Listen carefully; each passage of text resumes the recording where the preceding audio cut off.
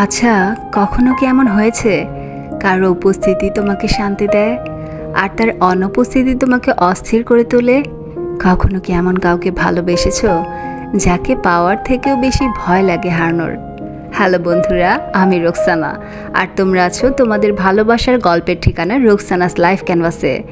আজ আমি পাঠ করব সালমা চৌধুরীর লেখা আমৃত্যু ভালোবাসি তোকে উপন্যাসের ৭২তম পর্ব। চলো আর দেরি না করে আজকের পর্বটি শুরু করি কিছু অনুভূতির ছোঁয়ায়। পর্ব নাম্বার ৭২। আজ সকাল থেকে শিমুল আর সোহাগ তানভীরকে কল দিচ্ছে। অনেকদিন যাবৎ বন্ধুদের সাথে দেখা হচ্ছে না, তাই তানভীর বিকেলের দিকে বন্ধুদের সাথে দেখা করতে বেরিয়েছে। শিমুল আর সোহাগ দুজনেই আগে থেকে উপস্থিত, একসঙ্গে ঘোরাঘুরি করে আড্ডা দিচ্ছিল আর চা খাচ্ছিল। তানভীর চায়ে চুমুক দিয়ে রাস্তার দিকে তাকাতেই সহসা ভ্রু কুঁচকাল। বন্যা কিছু জিনিসপত্র নিয়ে একা একা হনহন করে যাচ্ছে। তানভীর চায়ের কাপ রেখে তড়িঘড়ি করে উঠে বলল, তোরা বস, আমি আসতেছি। সোহাগ ধীর কণ্ঠে শুধালো, কোথায় যাচ্ছিস?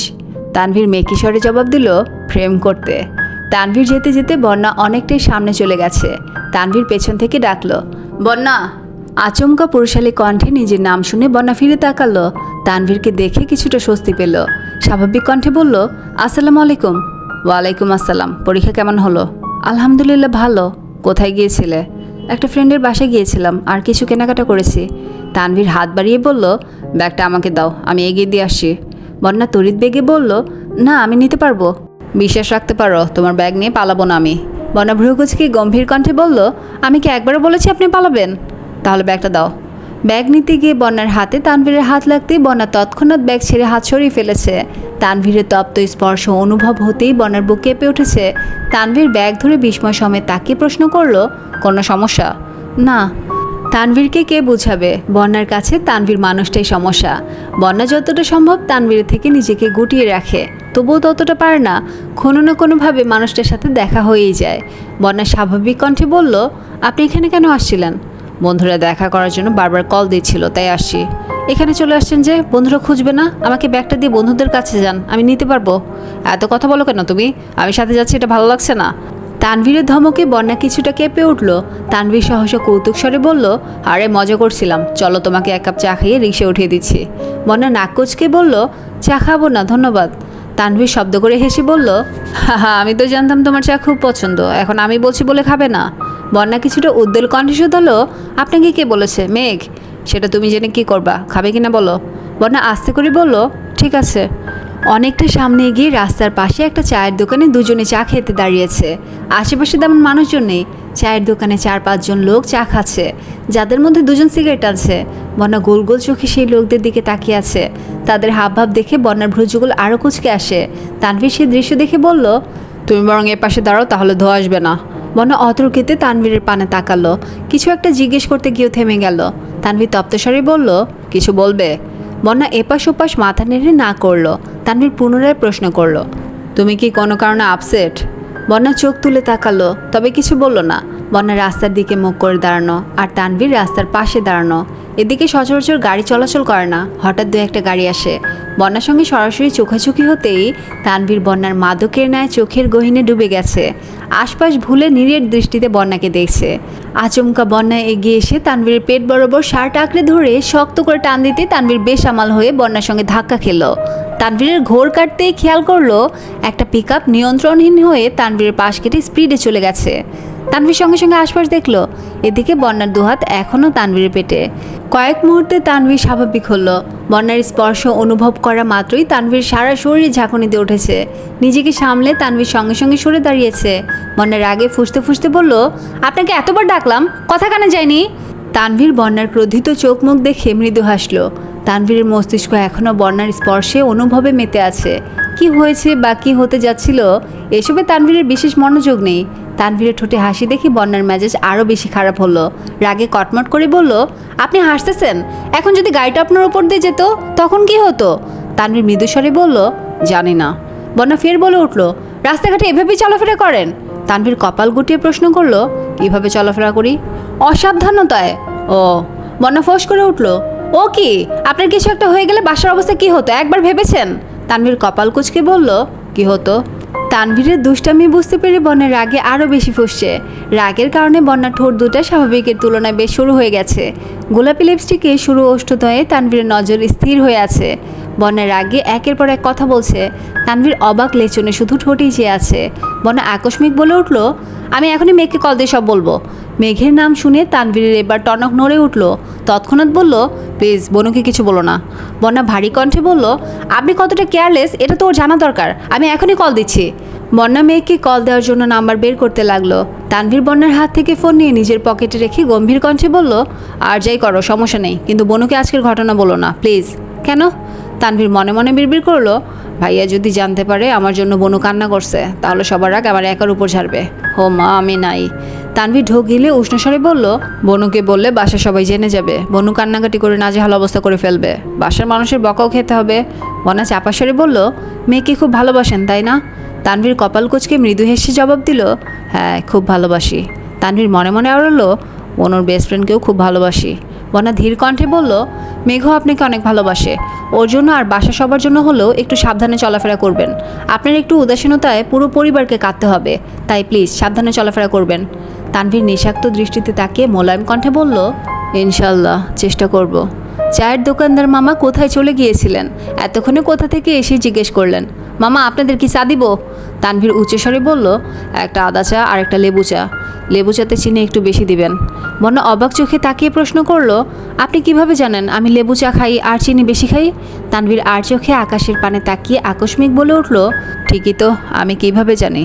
বন্যা গম্ভীর কণ্ঠে বলল, প্রশ্নটা আমি আপনাকে করেছি। তানভীর মেকিস্বরে বলল, উত্তর ভাবতে সময় দিবে তো নাকি? বন্যা তানভীরের হাব ভাব দেখে প্রখর তপ্তস্বরে বলল, থাক আর উত্তর দিতে হবে না। বাঁচা গেল।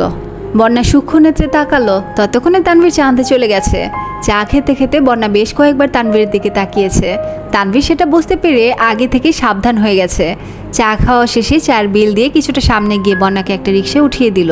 যাওয়ার আগে পকেট থেকে বন্যার ফোনটা বের করে দিতে দিতে আবারও বলল, প্লিজ বনুকে কিছু বলো না। তানভীর আবারও সোহাগদের কাছে গেল। খানবাড়িতে আজ মেঘ আর মিম হই হুল্লোড়ে মেতেছে। গতকালই মেঘদের প্রথম বর্ষের ফাইনাল পরীক্ষা শেষ হয়েছে, প্র্যাকটিক্যাল এখনও বাকি। তবে প্র্যাকটিক্যাল নিয়ে মেঘের তেমন কোনো টেনশন নেই, কারণ তামিম আর মিনহাজ দুজনে মেঘ আর বন্যার প্র্যাকটিক্যালের সম্পূর্ণ দায়িত্ব নিয়েছে। যদিও দায়িত্বটা আবিরের থেকে মাফ পাওয়ার জন্যই নিয়েছে, মেঘ বন্যা সেসব কিছু জানে না। পরীক্ষা শেষ হওয়ার খুশিতে মেঘ আজ রাতের বেলা বাসার মানুষদের রান্না করে খাওয়াবে। রান্না ভালো হলে পরবর্তীতে অন্য একদিন ফুপ্পিদেরও দাওয়াত দিবে। বিকেলের দিকে মেঘ আবিরের নাম্বারে কল দিল। আবির কল রিসিভ করে মোলায়েম কণ্ঠে বলল, বলুন। মেঘ ভ্রুকুচকে বলল, আপনি আমাকে সবসময় আপনি বলে সম্বোধন করেন কেন? ভালো লাগে তাই। মেঘ চাপাস্বরে বলল, সেসব বাদ দেন, রাতে কি খাবেন বলুন। মেঘের কথা শুনে আবির নিঃশব্দে হেসে রাকিবদের দিকে তাকালো। রাকিব আস্তে করে বলল, কি হয়েছে? আবির ফোনটা একটু দূরে সরিয়ে বিড়বিড় করে বলল, নিজেকে আজ বিবাহিত মনে হচ্ছে। পুনরায় ফোন কানে ধরে বলল, যা রান্না হবে তাই খাবো। মেঘ কপট রাগ দেখিয়ে বলল, আপনি যা বলবেন তাই করব। আপনি রান্না করবেন? জি স্যার। আবির ভারী কণ্ঠে বলল, রান্না করার কোনো প্রয়োজন নেই, আমি বাসায় আসার সময় সবার জন্য খাবার নিয়ে আসবো, আপনি সবাইকে দিয়ে দিন। মেঘ রাগীস্বরে বলল, না আমি রান্না করব। আবির উদ্বিগ্ন কণ্ঠে বলল, শরীরে যদি আবার তেল পড়ে? মেঘ অদম্য কণ্ঠে বলে উঠল, কিছু হবে না, আপনি শুধু বলুন কি খাবেন। পোলাও। আচ্ছা ঠিক আছে, সাবধানে আসবেন, আল্লাহ হাফেজ। আল্লাহ হাফেজ। কল কাটতেই রাকিব বলল, আমি একটা বিষয় সবসময় খেয়াল করি, তুই মেয়েকে রান্না করতে দিতেই চাস না, সমস্যা কি তোর? তোর বউ কালো হয়ে যাবে এই ভয়ে রান্নাঘরে ঢুকতে দাস না? আবির গুরুভার কণ্ঠে বলল, ও আমার মানে সম্পূর্ণ আমার, ফর্সা হলেও আমার, কালো হলেও আমারই থাকবে, ও সবেতেই আমার। কিন্তু সমস্যা হচ্ছে বাসার মানুষ। বিয়ে দেওয়ার ভয়ে আমি আগে থেকে ওকে রান্না করতে দিতাম না, অথচ চাচু সেই বিয়ে দিতে উঠে পড়ে লেগেছে। এখন একটু শান্ত আছে ঠিকই, তবে যদি একবার রান্নাবান্না শিখে ফেলে তাহলে আর ওনাকে আটকানো যাবে না।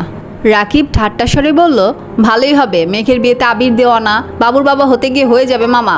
আবির অগ্নি দৃষ্টিতে তাকিয়ে রাগান্বিত কণ্ঠে বলল, নিজের মুখটা বন্ধ রাখ শালা, নয়তো তোর মাথা ফাটিয়ে আমি চলে যাব থানা। রাকিব মৃদুস্বরে বলল, আমি কি তোর শালা? তুই শালা না হলেও তোর কর্মকাণ্ড শালার মতোই, ভুলে যদি উল্টোপাল্টা কথা বলবি তাহলে তোর খবর আছে। রাকিব হাসতে হাসতে বলল, আমি ভাবছি মেঘের বিয়েতে।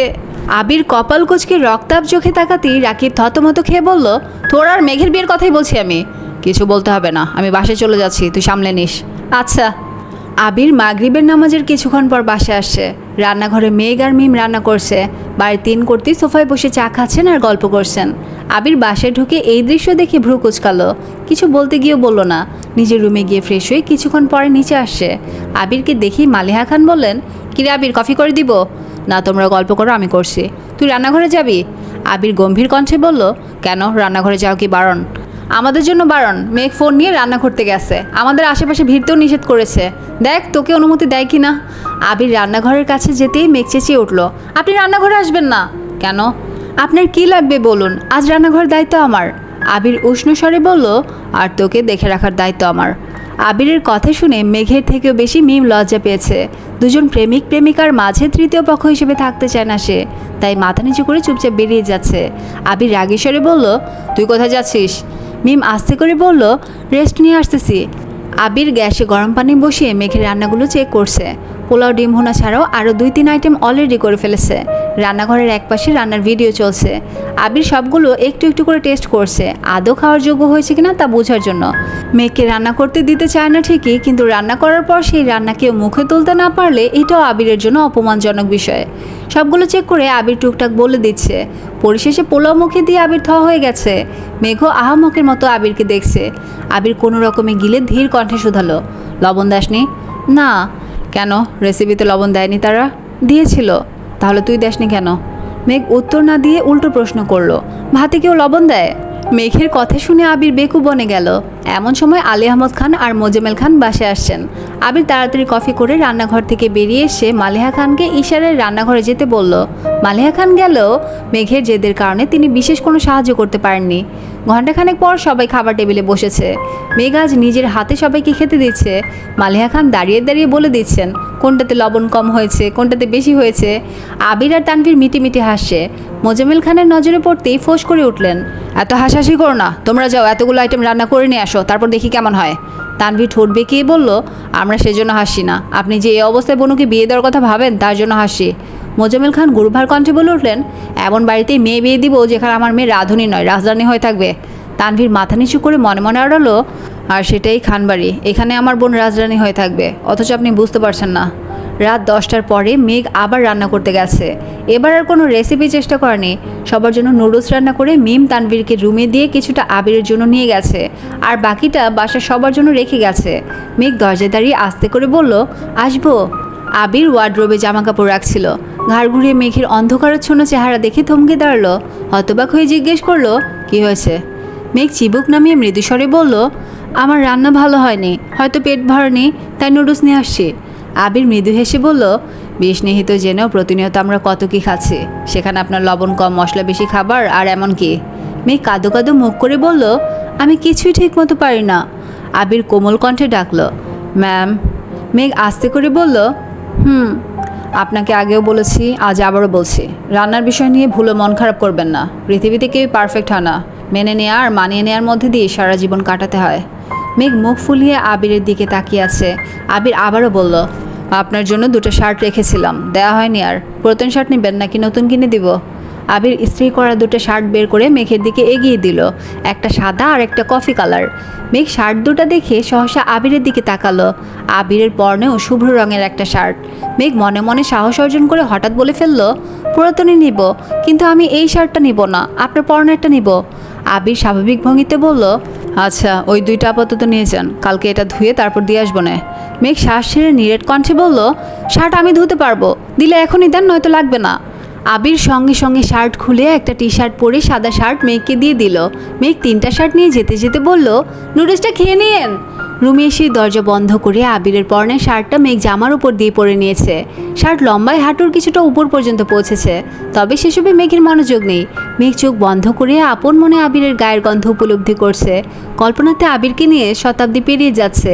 অজানা অনুভূতি মেঘের মনকে আষ্টে পৃষ্ঠে জড়িয়ে নিয়েছে। মেঘ পুরো ঘরে ছুটাছুটি করে ড্রেসিং টেবিলের সামনে গিয়ে দাঁড়ালো। লজ্জায় মেঘের নাক মুখ লাল হয়ে যাচ্ছে। বারবার হাত দিয়ে মুখ ঢাকছে, আবার আঙুল ফাঁক করে নিজেকে দেখছে। আকস্মিক আবির ভাইয়ের মতো হাতা ফোল্ড করতে শুরু করলো। আবিরের মতো সুন্দর না হলেও মেঘ সেভাবেই কোমরে হাত রেখে ফ্যাশন করছে। একটু পরপর শার্টের গন্ধ শুকছে। প্রায় 20 মিনিট পর মেঘ বিছানায় শুয়ে 2 চোখ বন্ধ করে দীর্ঘ নিঃশ্বাস ছাড়ল। দেখতে দেখতে মাসখানেক কেটে গেছে। এর মধ্যে মেঘের প্র্যাকটিক্যাল পরীক্ষাও শেষ হয়ে গেছে। অন্যদিকে আবিরের ব্যস্ততা দ্বিগুণ বেড়েছে। সকালে নাস্তা করে বাসা থেকে বের হয়, ফিরতে ফিরতে প্রায় 10টা-11টা বেজে যায়। মেঘ প্রায় প্রতি রাতেই বেলকনিতে দাঁড়িয়ে আবিরের জন্য অপেক্ষা করে। প্রিয় মানুষটার জন্য অপেক্ষা করতে কখনো ক্লান্ত হয় না মেয়েটা। এই ছিল আজকের আমৃত্যু ভালোবাসি তোকে উপন্যাসের 72তম পর্ব। শেষ হলেও গল্প থাকে, মনে রেখে যায় ছাপ। চাঁদের আলো ঝরে পড়ে নীল আকাশের বুকে, তোমার কথা ভাবি আমি নীরব রাতে সুখে। ভিডিওটি ভালো লাগলে লাইক, কমেন্ট, শেয়ার করতে ভুলবে না। আর এমন সুন্দর গল্পগুলো পেতে চ্যানেলটি সাবস্ক্রাইব করে পাশে থাকা বেল আইকনটি অন করে রাখো।